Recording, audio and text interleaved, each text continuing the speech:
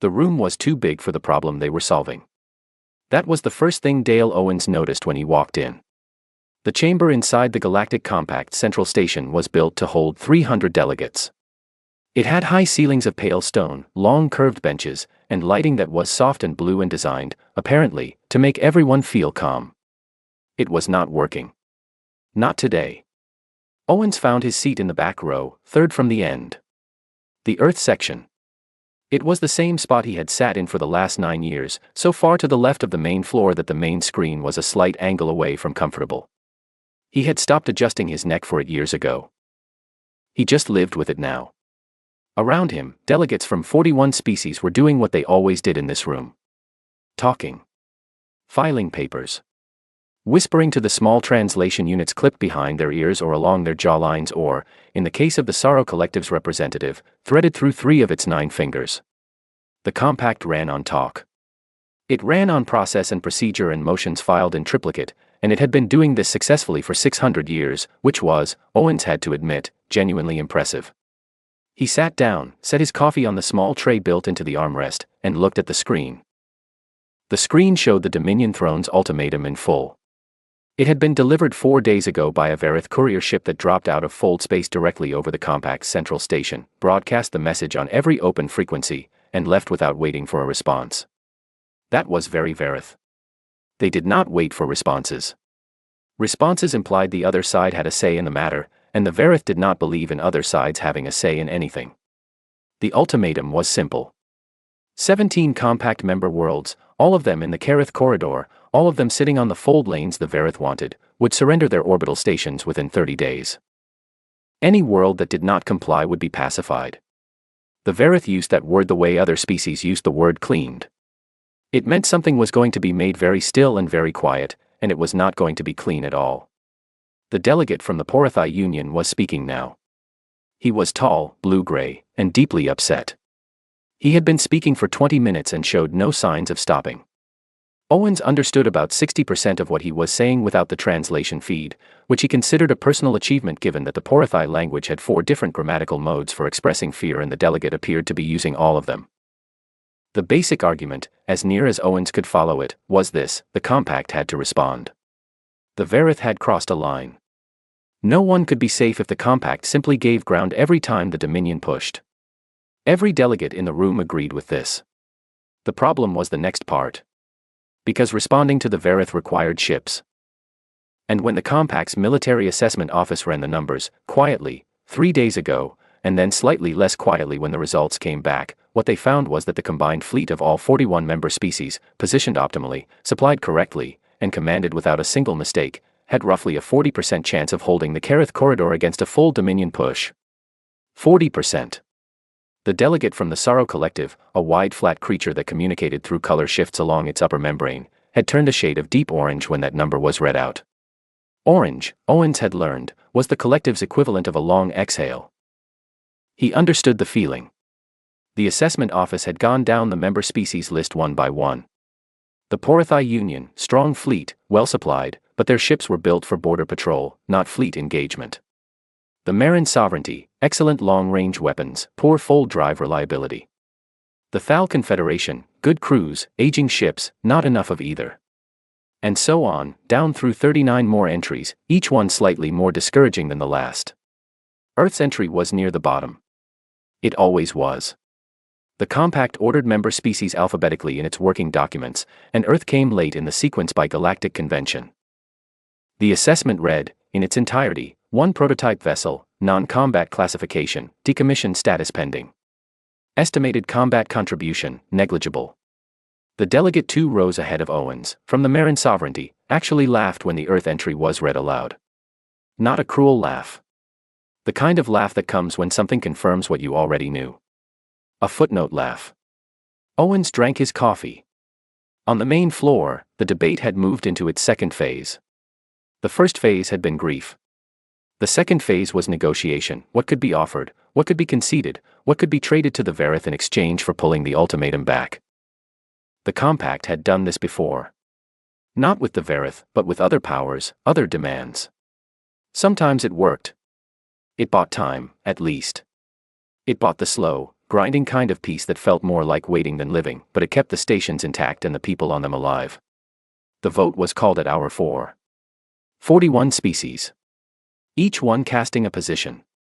Owens watched the tally screen on the far wall as the numbers came in. In favor of opening diplomatic negotiation with the Dominion throne, 39. Opposed, 1. The Keth remnant, an old species with a long memory and a very small fleet, voted no. The chamber noted it and moved on. Abstained, 1. The screen showed Earth's marker in the abstain column. A small blue square, sitting alone, perfectly still. No one asked about it. No one turned to look at the Earth section.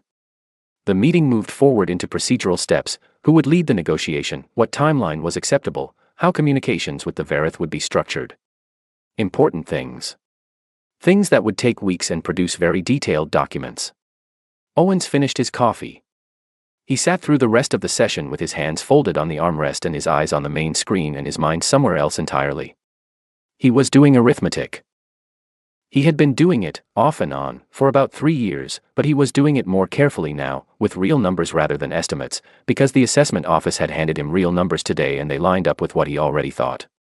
The corridor outside the chamber was long and white and mostly empty by the time the session closed. Owens walked it slowly. His footsteps were quiet on the pale floor. At the far end, past the water feature that the Compact's architects had apparently felt was necessary, he stopped and pulled out his comm unit. He found the contact he wanted. Calvin Pruitt answered on the second tone. He was in the engine bay, from the sound of it. He was always in the engine bay. How'd it go? Pruitt asked. Owens looked back at the chamber doors, already closed, already sealed behind 41 species making plans that had a 40% chance of working. Light her up, Cal, he said. A pause. Not surprise. Calvin Pruitt had not been surprised by anything in 15 years. About time, Pruitt said. The line closed. Owens put the comm back in his pocket and started walking toward the docking bay where his shuttle was waiting. He did not hurry. He never hurried. He had 11 years of work sitting dark and cold in the outer belt of the Kerith system, and it had been patient this long. It could wait another few hours. The UES ironclad was not pretty. That was the first thing anyone said when they saw it, and it was always true. It sat in the outer belt of the Kerith system like something a shipyard had started building and then thought better of. Its hull was dark gray, uneven in places, patched in others, with sections that didn't quite match the sections beside them because they had been added at different times by different hands with different ideas about what the ship needed to become. It was long. Longer than it looked from a distance, and it always looked longer than you expected when you got close. From the outside, it looked like exactly what the Compact's registry said it was. A prototype. An old one. A ship that had been sitting in the dark for a decade, burning through its maintenance budget and not much else. From the inside, it was something else entirely. Calvin Pruitt walked Nora Vance through the engine deck the way a man walks someone through a house he built himself, slowly, touching things as he went, pointing out details that no blueprint would show because no blueprint had ever been filed for them. Pruitt was a big man, wide in the shoulders, with hands that looked like they had been involved in a long argument with heavy machinery and had mostly won. He was 51 years old and had been on this ship for 11 of those years, and he loved it the way some men love old trucks. Irrationally. Completely. This, he said, stopping at a housing unit the size of a small room, is what I told the Compact's inspector was the secondary cooling array.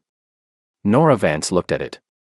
She was 29, sharp-eyed, from Phoenix, and she had been the ship's tactical officer for 3 years. She knew enough about engines to know this was not a cooling array. What is it actually? She asked. The Fold Drive's Precision Calibration Core, Pruitt said. Built it myself. Took 4 years. Nora stared at it. 4 years, she repeated. The first 2 years I was just figuring out if it was possible, Pruitt said pleasantly. Years 3 and 4 I was building it. Year 4.5 I broke it by accident and had to start year 4 over again. And what does it do? Pruitt smiled. It was a slow smile, the kind that came with a very good answer attached to it. It lets us drop out of fold space inside a target formation, he said. Not outside it. Inside. Within 400 meters of wherever we want to be. Nora was quiet for a moment. That's not supposed to be possible, she said. The compact's assessment office said it was theoretically possible but practically absurd. Pruitt agreed. I put that on a card and kept it on my desk. Very motivating. They kept walking. The engine deck gave way to the weapons corridor, and the weapons corridor was where the inspector's report and the reality of the ship parted ways so completely that they were no longer in the same conversation. The compact's registry listed the ironclad as carrying 2 short-range point defense systems and 1 survey-grade energy emitter. Standard non-combat configuration.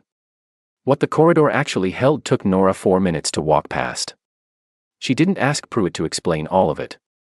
She was a tactical officer. She could read a weapons system by looking at its housing and its power feed configuration. She read these ones the same way, one by one, as she walked. By the time they reached the far end, she had stopped asking questions. She was just doing math in her head, the same way Owens had been doing math in the compact chamber 4 days ago, and she was arriving at the same kinds of answers. How long has Owens known, she asked, what the ship actually is? Pruitt thought about it. He's known what I was building since year 2. He's known it was done since about 8 months ago. And he waited. He waited, Pruitt confirmed. He wanted the right moment. Nora nodded slowly. She looked back down the corridor, at the weapons system sitting dark and silent in their housings, waiting the way the ship had been waiting. This, she said, is going to be a very bad day for someone. Yes, Pruitt said. But not us. On the bridge, Dara Simmons had been awake for 19 hours.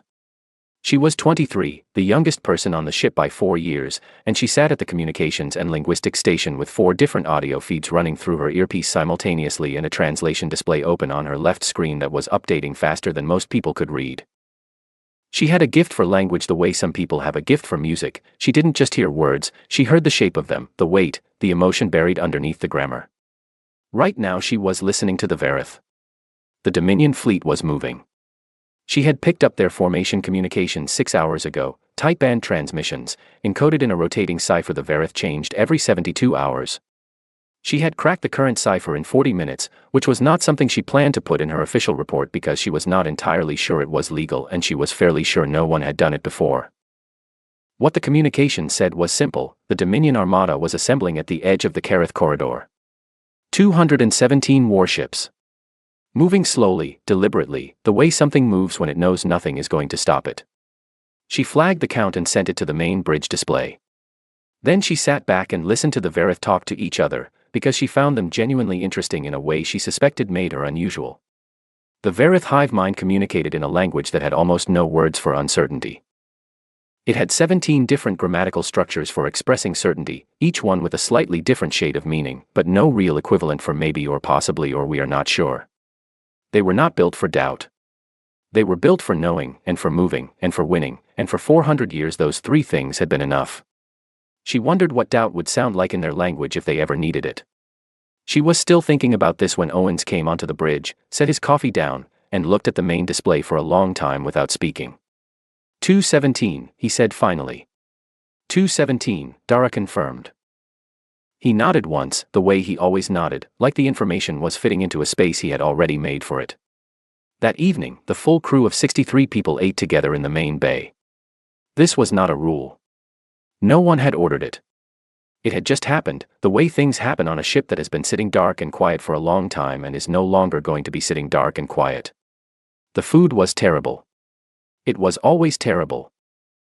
The ironclad supplies were whatever Earth Command had been able to route out to a ship that officially was not doing anything important, which meant reconstituted protein and shelf-stable vegetables and coffee that tasted like it had been made from a description of coffee rather than actual coffee beans. Nobody complained. They had been eating it for years. They ate and they talked, not about what was coming, not directly, but around it, the way people talk around a thing they have been preparing for long enough that they no longer need to say it out loud. They told old stories. They argued about nothing. Pruitt described, for perhaps the 14th time, the day he broke the calibration core by dropping a wrench into it, and everyone laughed in the same places they always laughed, because it was still funny and because the laughter felt good in the chest. Dara ate her food and listened to all of it and thought about the Verith Armada moving slowly through the dark, certain of everything. Owen sat at the far end of the table, quiet, drinking his terrible coffee, watching his crew the way he always watched them, with the careful attention of a man who knows exactly what he has. When the meal was done, he stood. He did not make a speech. He said, "Early start tomorrow." That was all. Everyone understood. They cleaned up, and they went to their stations, and the ironclad sat in the dark of the outer belt, holding very still, waiting for morning in a place where there was no morning, only the slow count toward when the fold jump took 11 seconds. For 11 seconds, the ironclad was nowhere. It was in the space between places, in the dark fold between one point and another, and then it was somewhere very specific. Inside the Dominion Armada. Not at the edge of it. Not approaching it. Inside it, in the center of its forward formation, 400 meters from the nearest Verith warship, a heavy carrier, long and silver and vast, with weapons arrays along its spine like vertebrae. Nora Vance had the tactical display live before the fold completed. She had run this moment in simulation 63 times. She had the targeting sequence ready, the firing order memorized, the fallback vectors calculated to the second decimal. She had done all of this so many times that her hands moved without her telling them to. "We're in," Pruitt said from engineering. His voice was steady. He sounded like a man confirming a coffee order. Owens looked at the display.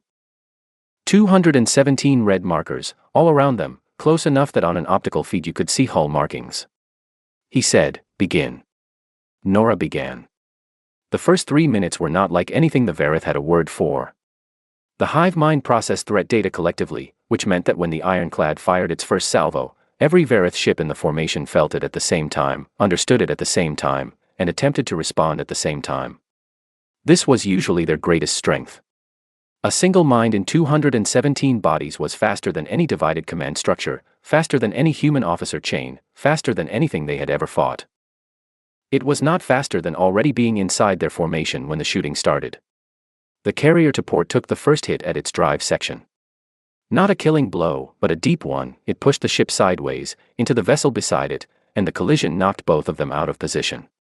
The Verith formation, built for long-range engagement, was designed for ships attacking from outside. Ships attacking from the inside did not fit the formation doctrine at all. 2 ships trying to angle their weapons at the ironclad found themselves pointing at 3 other Verith vessels. The hive mind recalculated. The ironclad moved. Pruitt had built the fold drive for precision entry. He had also, quietly, and without mentioning it in any report, made other improvements to the ship's speed and turning that he described in the engine logs as minor thrust optimizations. They were not minor.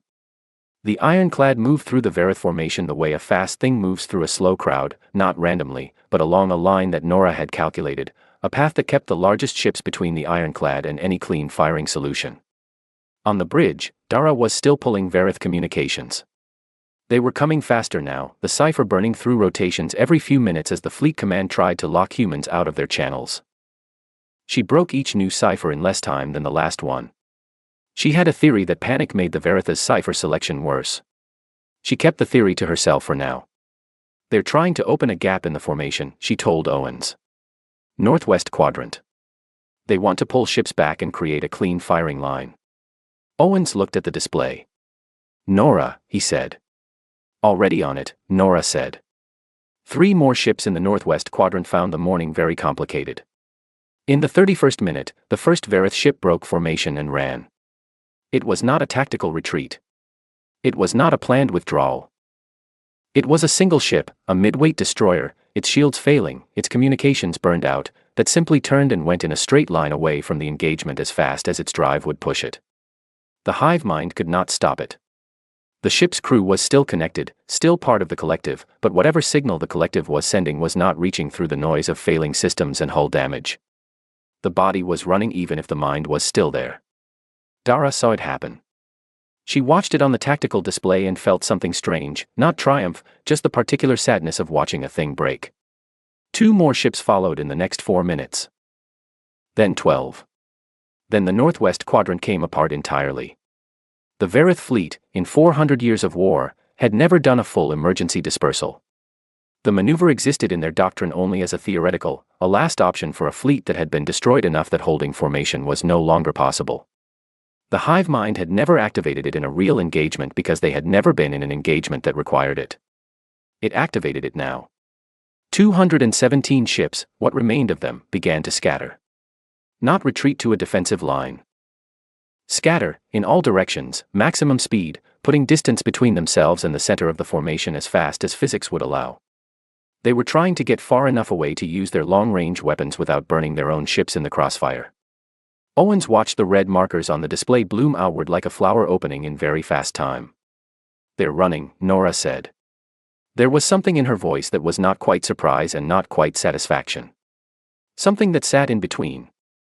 "Follow," Owens said. The ironclad moved. The second phase of the engagement lasted 47 minutes. It was quieter than the first. Not in terms of weapons fire, there was plenty of that, but in terms of the noise on the bridge. The first 3 minutes had been fast, tight, every second a decision. This phase was different. The Verith ships were dispersed now, and the ironclad moved between them at a pace that was almost methodical. Owens drank his coffee. Cold by now. He stood at the main display and watched Nora work, and he offered corrections twice, once on an approach vector, once on a power allocation call she had made that he thought was slightly conservative. She took both corrections without arguing, which meant she agreed with them, which was how he had always been able to tell she was actually listening. Pruitt's voice came through the ship channel every few minutes with updates. Drive systems were holding. Weapons were at 92%. Hull integrity was fine. The ironclad had taken 2 hits in the opening phase, glancing shots, more surprise than damage, and had not been touched since. At the 74th minute, the last major Verith warship in the corridor went dark. Not destroyed. Dark. Drifting, its power systems shut down or dead, moving slowly away from the engagement zone in a long, sad arc. Silence on the bridge. Not long. Just a moment. Dara pulled one last signal from the Verith channels before the fleet's communication network collapsed entirely. A single transmission, very short, sent from what had been the Armada's command ship to somewhere deep inside Dominion space. She translated it in real time. Her voice was quiet. "They're reporting," she said. "Reporting back home." Owens looked at her. "What are they saying?" Dara read the translation off her screen. "They're describing what happened," she said. "They're saying one human ship entered their formation undetected. They're saying they have no record of this vessel's weapon classification." She paused. "They're saying they are requesting guidance because their doctrine does not have a response category for what just occurred." The bridge was quiet again. Nora, at the tactical station, was looking at her display. Not at the tactical data. Just looking at it. After a long moment she said, "We should log a damage report." "We barely have any damage," Pruitt said over the channel. "I know," Nora said. "Log it anyway." Owens set his empty coffee cup on the armrest of his command chair. He looked at the display one more time, the red markers of the Dominion Armada, scattered and broken, bleeding off in a dozen different directions into the dark. He thought about the chamber in the compact station. The high ceilings. The soft blue light. The footnote laugh. He thought about the small blue square in the abstain column, sitting alone, perfectly still. "Send our position to Earth Command," he said. "Standard format." Dara opened the channel. The ironclad sat in the corridor that 217 ships had come to take, and the corridor was quiet now, and the stars outside the viewport were the same stars they had always been. The compact's emergency session was called 6 hours after the first Verith distress signal reached the central station. By then, there were 49 distress signals. They came in fragments, broken by damaged transmitters and long distances, and the station's communications team had been piecing them together for most of the night, laying them side by side on a long display that ran the full length of the monitoring room. The picture that came together from the pieces was not a clear one. It was confusing in a specific way, not confused because the information was missing, but confused because the information was present and the people reading it could not make it fit into any shape they recognized. The emergency session convened in the same large chamber as before. Same pale stone, same curved benches, same soft blue light. Every delegate was there. Even the ones who usually sent junior staff to sessions they considered low priority had come themselves. The Sorrow Collective's representative had shifted into a gray so deep it was almost black. At the front of the chamber, the compact's military assessment office presented what they had. It took a long time. Not because there was so much information, but because the information kept requiring explanation, and the explanations kept producing more questions, and the questions led back to the same central fact that everyone in the room was already staring at and not quite accepting. The Dominion Armada, all 217 ships, had been engaged and broken by a single vessel in 74 minutes.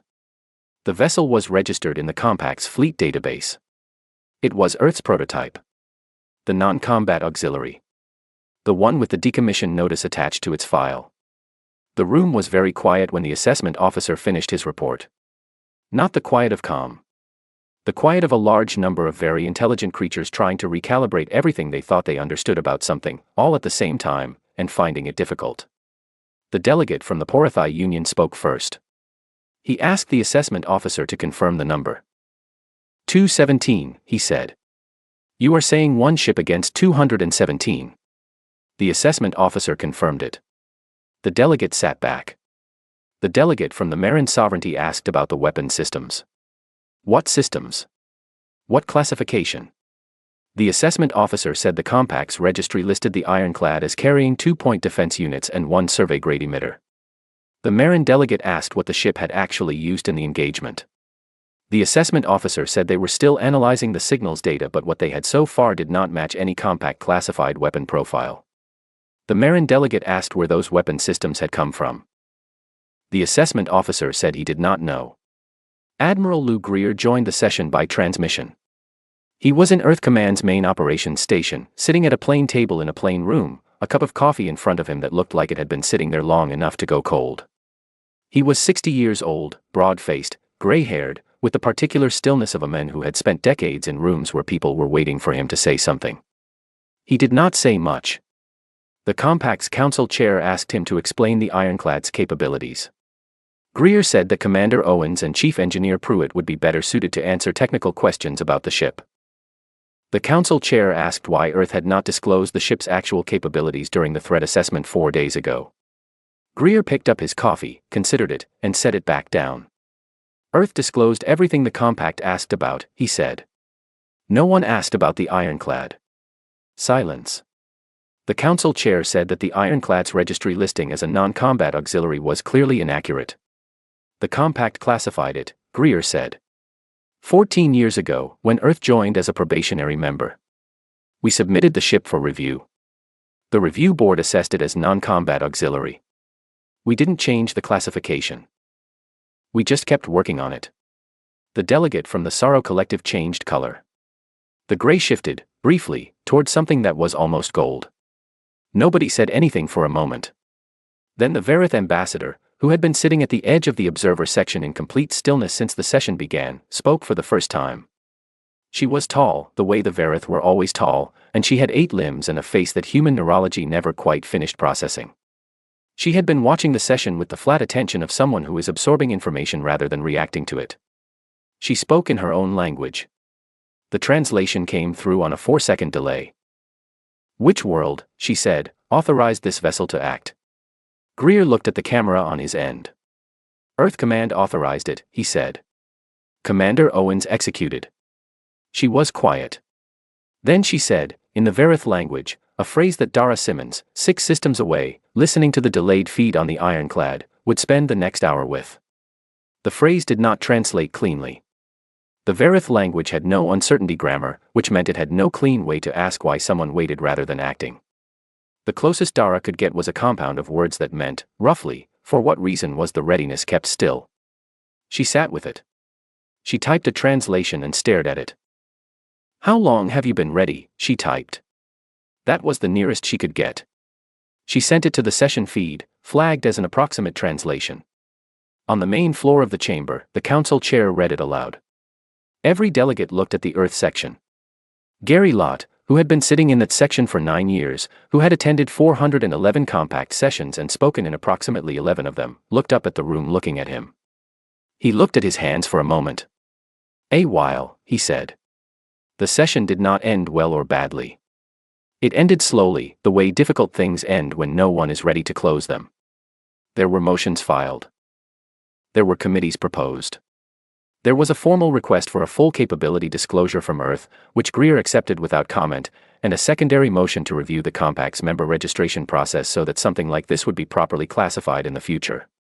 Nobody laughed at the Earth section. That was different. Outside the chamber, in the long white corridor, Gary Lott walked alone toward his shuttle and thought about the 9 years he had sat in the back row and the 411 sessions and the particular quality of not being seen. He had spent a long time being very good at it. He was not sure yet how he felt about the change. He thought about Owens, somewhere out in the Kareth system in a ship that was already being reclassified by people who were trying to understand what had happened. He thought about the Verith ambassador's question. The version of it that Dara had translated. How long have you been ready? He took the shuttle back to his quarters and made himself a cup of coffee and sat with the question for a while, because it was a good question and it deserved more than a corridor answer. The honest answer was 11 years. But that wasn't quite right either. Because the ship had been an idea before it was a ship, and the idea had started earlier than the building, and the building had started because someone had been paying attention to a room they sat in the back of, and counting things that nobody else thought to count. The honest answer was somewhere between 11 years and a very long time. He drank his coffee and did not try to make it simpler than it was. 3 weeks after the Kareth corridor, the ironclad docked at Earth's L2 station. It came in slow, the way big ships come in when they are not in a hurry, and the docking crew watched it from the bay windows with the focused attention of people who have heard a lot about a thing and are now seeing it for the first time. It did not look like what they expected. It looked the same as it had always looked, gray, uneven, patched in places, longer than it seemed at a distance. It looked like a prototype. An old one. The docking arms locked. The pressure seals connected. The ironclad sat against the station and breathed, or did the mechanical equivalent of breathing, the subtle sounds of a ship settling, systems powering down from active status, heat venting along the hull in long slow pulses. Owens was the last one off. He always was.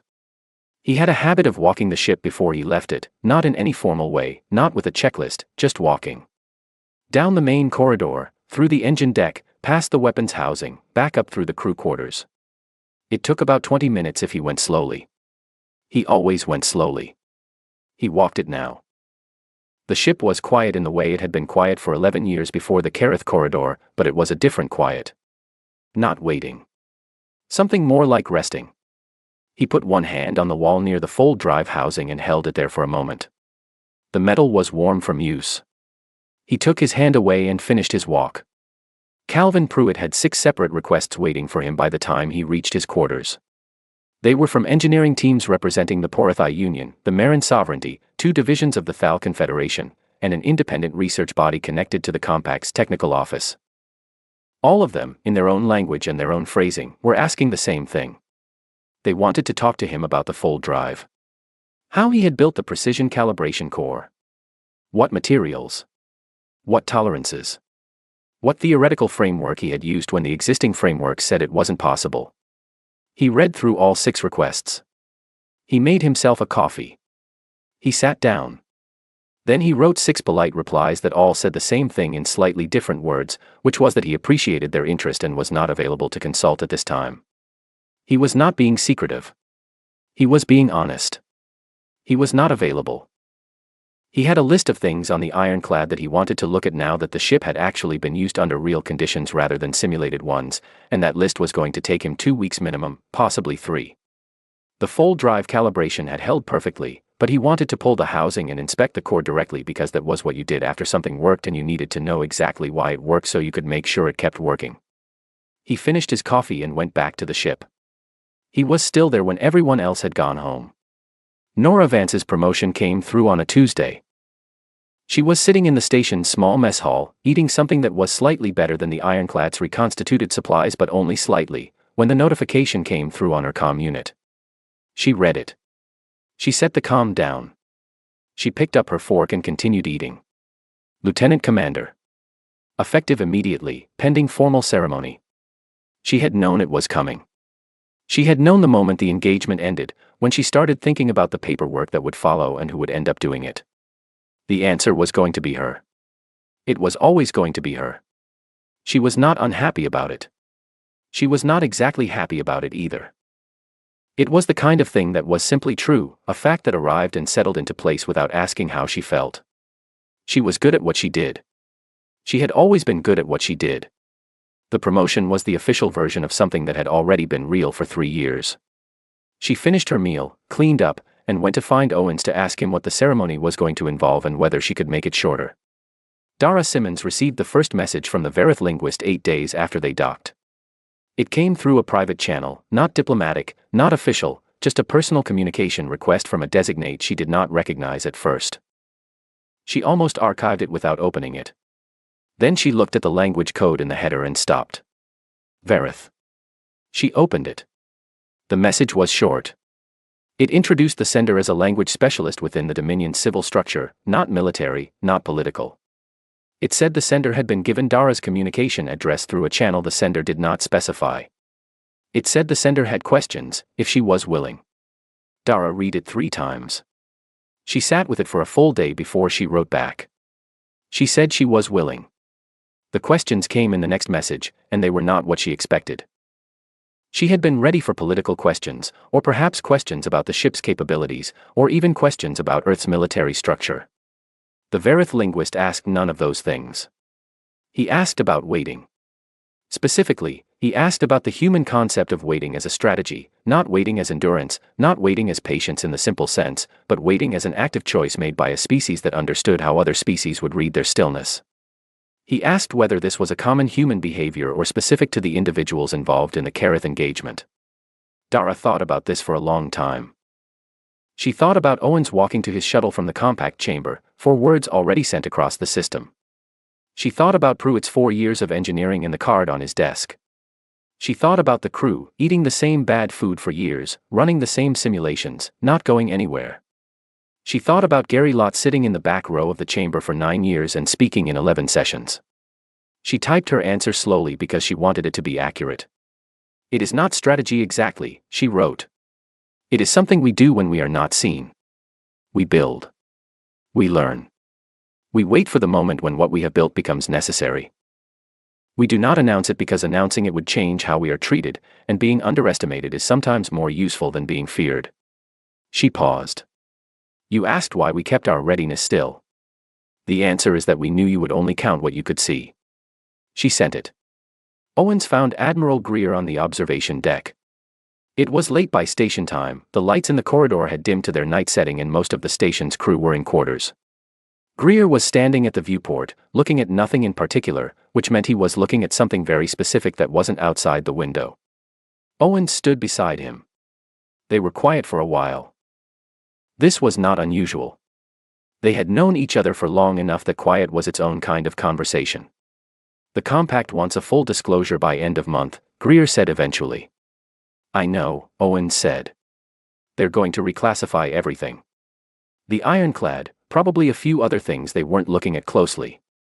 Probably, Owens agreed. Greer turned his coffee cup in his hands. You know what that means. Changes the position, Owens said. Being seen changes what you can do. Different problem from here. Greer nodded. He looked out at the viewport. On the other side of the glass, the dark held its usual shape, stars, distance, the particular silence of space that never quite felt like emptiness if you'd spent enough time in it. So, Greer said. What do you want to do next?